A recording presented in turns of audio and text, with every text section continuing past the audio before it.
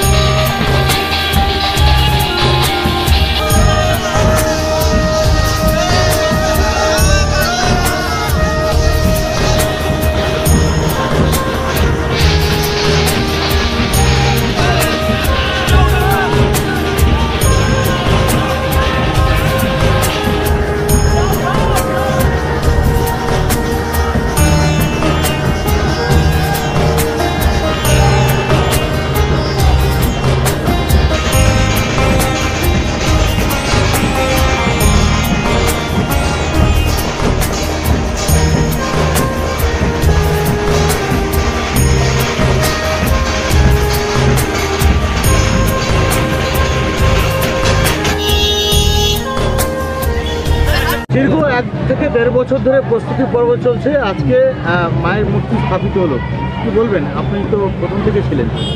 না, প্রথম থেকে থাকার বলতে এটা গরিফা ছাইঘাট সংলগ্ন যে দেখতে পাচ্ছেন, আজকের নয়, মনে হয় বহু নৈহাটির ইতিহাসের সাথে এই মন্দির হয়তো জড়িয়ে আছে, প্রচুর পুরনো মন্দির। আর আমার মনে হয় আজকে আমি আনন্দিত এই কারণে, আমি একটা সনাতন ধর্মের ছেলে, আর আমাদের সনাতন ধর্মেই দেখা যায় যে বিভিন্ন জায়গায় মন্দির যেইভাবে ধ্বংস টাইপের হয়ে রয়েছে, ভেঙে রয়েছে, আমরা আমাদের ধর্মটাকে কেন যেন আগাছালা টাইপের থাকি। তো আমি ধন্যবাদ জানাই এখানকার দেবেন্দর দা, যে এদের সিনিয়র দাদা আছে, আর এখানে বিষ্ণু যাদব, সাগর যাদব, এই আমার প্রত্যেকজন পেছনে। তো ধন্যবাদ এদের বলি, মায়ের কাছে এটাই প্রার্থনা করি যাতে এরা সুস্থ থাকতে পারে। এরা সুস্থ থাকলে আমার মনে হয় এই মন্দিরকে ঘিরে মাকে যেভাবে প্রতিষ্ঠা হবে, সামনে কৌশিক অমাবস্যার দিন পুজো হবে, তাই তো? আজ মায়ের পাথরের মূর্তি আনা হয়েছে, আর কৌশিক অমাবস্যায় পুজোর মাধ্যমে মাকে এখানে প্রতিষ্ঠা করা হবে। তো আমার আনন্দ এটাই যে আমি সনাতন ধর্ম, আমি হিন্দু ধর্মের ছেলে, যে হ্যাঁ, আমার ভগবানকে যেইভাবে এখানটা তাচ্ছিল্যভাবে পড়েছিল, যে হ্যাঁ, দেবেন্দর দা এই অঞ্চলে বা এই গরিফা যে মন্দির, ছাইঘাট মন্দির সংলগ্ন যারা যারা যুক্ত, প্রত্যেক জনের উদ্যোগে, ব্যক্তিগত উদ্যোগে, এটা অনেকের কাছে গেছে নানান ধরনের সাহায্যর সাথে, সবথেকে হয় মানসিক জোর। এরা যে মানসিক জোরটা নিয়ে মন্দিরটাকে স্থাপন করলো, মায়ের কাছে এটাই প্রার্থনা এরা সুস্থ থাকুক। এরা সুস্থ থাকলে এই অঞ্চলের মানুষের জন্য মন্দির সাথে আছে, ভগবান তো মায়ের আশীর্বাদ আছেই, সব রকমভাবে এরা সবসময় সহযোগিতা করতে পারবে। মন্দিরে আজকে তো মূর্তি স্থাপন করা হলো, বিগ্রহ পূজা কবে হবে? আমাদের মার প্রতিষ্ঠা দিবস কৌশিক অমাবস্যা, যেহেতু তারাপীঠে মার প্রতিষ্ঠা দিবস কৌশিক অমাবস্যা, তাই বলে কিন্তু আগামী 2 তারিখ 2 সেপ্টেম্বর আমাদের পুজো শুরু, প্রতিষ্ঠা দিবস পালন করবি আমরা। 2 তারিখ 3 তারিখ জাগ্রত পুজো হবে। আমাদের সকল মানুষকে কিন্তু আমরা আবেদন করেছি কি আপনারা মন্দিরকে জাগ্রত জন্য এসে আসুন, ভোগ খান, পুজোতে সামিল হন, হোম যজ্ঞ হবে, এই আমাদের ব্যবস্থা রয়েছে পুজোর মাধ্যমে। মন্দির বিগ্রহের পর কি প্রতিদিনই মন্দিরের প্রবেশ পথ খোলা থাকবে? একদম প্রতিদিনের জন্য কিন্তু আমরা ঠাকুরমশাই আগে থেকে ঠিক করে নিয়েছি। আমাদের মান্থলিতে 3 বার পুজো হবে মায়ের, যেরকম আমাদের তারাপীঠে পুজো হয়, সেই সংকল্প নিয়ে আমরা নেমেছি। সেই সংকল্প হিসাবে কিন্তু তারাপীঠের মতন এখানে পুজো হবে। যারা পুজো দিতে আসবেন তাদের জন্য কি ব্যবস্থা রেখেছেন? আমারে যে পুজো দিতে আসবেন সব রকম প্রসাদ দিলে, প্রসাদ আমরা টিকিট কাউন্টার করে রাখবো, ওনার প্রসাদ গ্রহণ করব, হোম যজ্ঞতে সামিল করব, সেইভাবে ব্যবস্থা রয়েছে। যেভাবে সিস্টেমে পুজো করা হয় মায়ের, সেই রকমভাবে পুজো আমরা সবার কাছ থেকে নেব। আজকে যে বিগ্রহ প্রতিষ্ঠা হলো, এলাকাবাসীর কি বলবেন? মায়ের কাছে কি প্রার্থনা করবেন? মায়ের কাছে আমি সকালের সঙ্গে নিয়ে প্রার্থনা করব, আমরা শান্তির শৃঙ্খলা বজায় রাখার জন্য কিন্তু মাকে আশীর্বাদ করতে বলবো কি মা আমাদের পরিবেশকে সুস্থ রাখুন, ভালো রাখুন, এই মায়ের কাছ থেকে আবেদন করব। আর তাই চাইব আমাদের পরিবেশ সুস্থ থাকুক।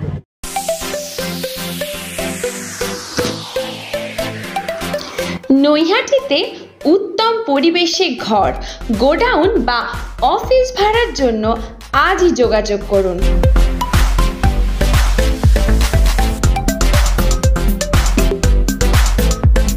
7 নম্বর বিজয়নগর তারামা ভবনের পাশে।